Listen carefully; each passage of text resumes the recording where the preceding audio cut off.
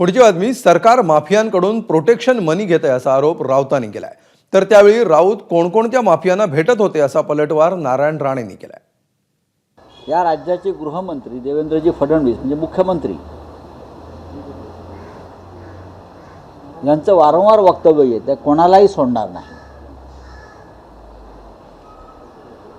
पण मुख्य आरोपीला त्यांनी सोडलंय आणि मुख्य आरोपीला सोडून सगळ्यांना त्यांनी मोक्का लावला. भारतीय जनता पक्षाची राज्य करण्याची ही पद्धत आहे.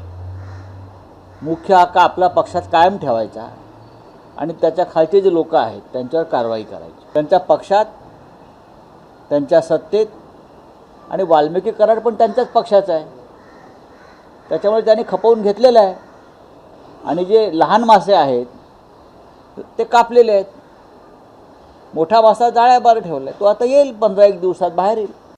संजय कोणाकोणाला पोसत होता, शिवसेनेची सत्ता होती, कोण कोण माफिया कुठे कुठे होते, संजय राऊत कोणाकोणाला भेटत होता, संजय राऊत जो आत गेला होता तर काय कुठल्या तीर्थयात्रेला गेल्यामुळे त्याला पुरस्कार जेलचा मिळाला, सांगावं ना त्यांनी.